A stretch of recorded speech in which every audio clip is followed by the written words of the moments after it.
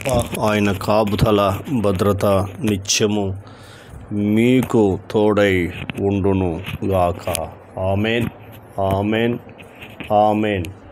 దేవాది దేవుడు ఆయన సన్నిధి నిత్యము మీకు తోడై ఉండునుగాక.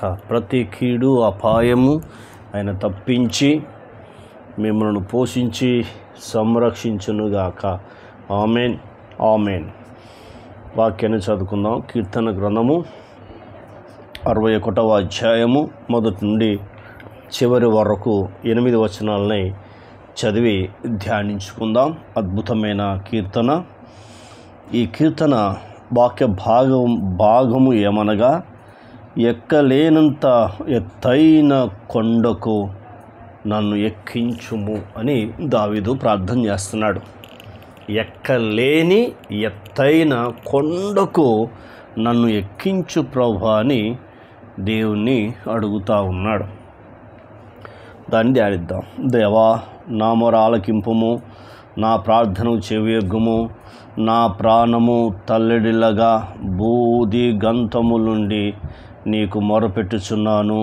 నేను ఎక్కలేనంత ఎత్తైన కొండపైకి నన్ను ఎక్కించుము. ఎంత అద్భుతమైన ప్రార్థన చూడు. ఆయన చేస్తున్న ప్రార్థన, నా మొర ఆలకింపుము, నా ప్రార్థన చెవియొగ్గుము అని చెప్తున్నాడు. ఎందుకు? నేను ఎక్కలేనంత ఎత్తైన కొండపైకి నన్ను ఎక్కించుము అంటున్నాడు. ఆయనకు ఆశ, దావీదుకున్న ఆశ ఏంటంటే, ఎక్కలేని ఎత్తైన కొండకు ఎక్కించుము. యెరూషలేములో ఒక మారుమూల గ్రామం ఉంటుంది. ఆ గ్రామములో కొండ ఉంటుంది. ఆ కొండ ఎక్కలేనంత కొండ. చుట్టున్న కొండలన్నిటిలో, యెరూషలేములో చుట్టున్న కొండలన్నిటిలో ఆ కొండ చాలా ఎత్తైన కొండ మీద ఉన్నది. ఎందుకు ఎక్కలేని ఎత్తైన కొండకు దావీదుని దేవుణ్ణి ఎక్కించమంటానంటే, అదిగో అక్కడ నీకు ఒక మందిరం కడతాను, అక్కడ నేను ఆరాధిస్తాను. ఎందుకంటే నన్ను నీవు గొర్రెల దొడ్డిలో నుంచి తీసుకొచ్చి ఇశ్రాయేలు దేశాన్ని పరిపాలించే రాజుగా నువ్వు నన్ను అభిషేకించావు. అంతేకాకుండా అనేకమైన శ్రమలు, బాధలు, కష్టాలు, నిందలు, ఇరుకులు నుంచి విడిపించావు. అప్పుల నుంచి విడిపించావు. సమస్యల నుంచి, కష్టాల నుంచి, వ్యాధి బాధల నుంచి నన్ను విడిపించావు. కాబట్టి ఆ కొండ మీద నన్ను నువ్వు ఎక్కిస్తే అక్కడ నేను ఒక మందిరం కడతాను అయ్యా అని దావీదు తీర్మానం చేసుకుంటున్నాడు. ఎంత అద్భుతమైన ప్రార్థన, ఎంత అద్భుతమైన భక్తుడో ఒకసారి నిన్ను నువ్వు ఆలోచన చేసుకోమని దేవునితో మాట్లాడుతున్నాడు. దేవుడు చెప్పలే, దావీదు నాకు మందిరం కట్టుమని చెప్పలేదు. నోవాహు చెప్పాడు, దేవుడు ఓడను కట్టుకో నీ కొరకు అన్నాడు. ఎన్ని అంతస్తులు పెట్టాలి, ఎక్కడెట్లా కట్టాలో చెప్పాడు. మోషతో చెప్పాడు, ప్రత్యక్ష గుడారం కట్టయ్యా అని చెప్పాడు. కానీ దావీదుతో దేవుడు చెప్పలేదు. కృతజ్ఞతగా దావీదును దేవుడు ఆశీర్వదించాడు. కాబట్టి ఆ ఆశీర్వాదానికి బదులుగా దేవుడు ఆ కొండ మీద నన్ను ఎక్కిస్తే నేను అక్కడ మందిరం కడతానయ్యా అని చెప్తున్నాడు. రెండవది, నీవు నాకు ఆశ్రయముగా నుంటివి. ఏమంటున్నాడు? నీవు నాకు ఆశ్రయముగా నుంటిని అంటే నుంటివి అంటున్నాడు. శత్రువుల ఎదుట బలమైన కోటగా నుంటివి. చూసారా? శత్రువుల ఎదుట బలమైన కోటగా నీవు ఉన్నావు అంటున్నాడు. అంటే నీవు నాకు ఆశ్రయంగా ఉన్నావని చెప్తున్నాడు. తర్వాత శత్రువుల ఎదుట బలమైన కోటగా నీ ఉంటివి. మరి ఎప్పుడైనా ఇలా ప్రార్థన చేసావా? చేయకుంటే ఇప్పుడు చేయము. తప్పకుండా దేవుని కార్యం చూస్తావు, దేవుని అద్భుతాన్ని చూస్తావు, దేవుని దీవెనలు చూస్తావు. ఒకసారి నిన్ను పరీక్షించుకో. ఎంత ప్రార్థన చేసినా జవాబు రావట్లేదా? ఈ విధంగా ప్రార్థన చేయము, ఖచ్చితంగా జవాబు వస్తుంది. దేవుడు నీకు తోడై ఉంటాడు. ఆయన చెప్తున్నాడు.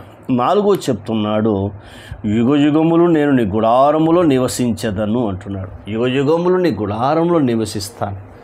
ఎందుకు తెలుసా? ఎందుకు గుడారం నివసించాలని కోరుకుంటున్నాడంటే, 23వ కీర్తన 6వ వచనము ఆయన మాట్లాడుతున్న మాట ఏంటంటే, చిరకాలం యెహోవా మందిరం నివసింపజేసేదను, నా బ్రతుకు దినములన్నిటి కృపాక్షేమములు నా వెంట వచ్చును.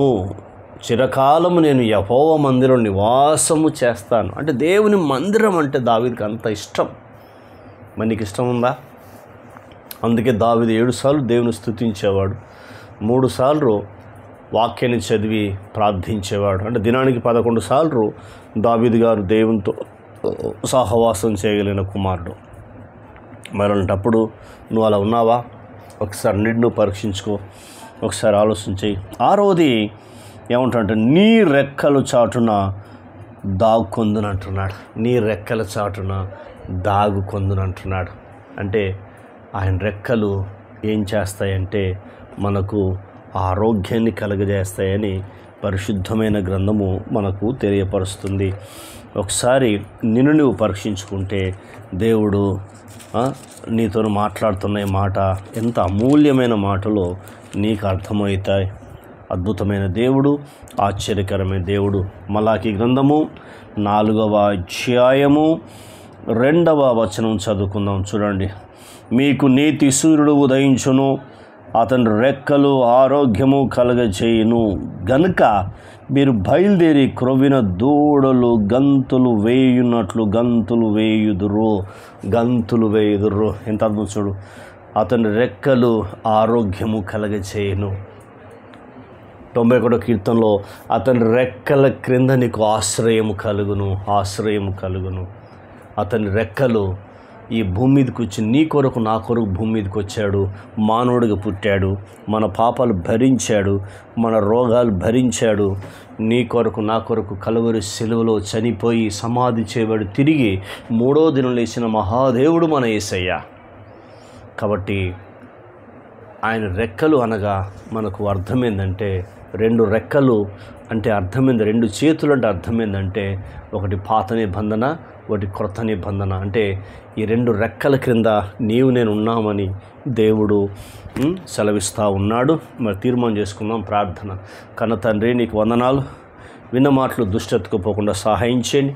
ఈ మాటల ద్వారా మమ్మల్ని మీరు ధైర్యపరిచి ఆదరించి తృప్తిపరిచినందుకు మీ కృతజ్ఞతలు స్తోత్రములు చెల్లిస్తూ, అయ్యా అద్భుతంగా మీ దీవెనలు మాకు ఇచ్చినందుకు మీకు వందనాలు. వినబోతున్న వారికి మీరు అనుగ్రహించి నీ నామానికి మహిమ తెచ్చుకోమని ప్రార్థన విని జవాబు ఇచ్చినందుకు కృతజ్ఞతలు. యేసు నామంలో అడిగినవన్నీ పొందుకున్నాం తండ్రి. ఆమెన్. ఆయన కృప సదాకాలం తోడై ఉండి నడిపించునుగాక. Amen, amen, amen.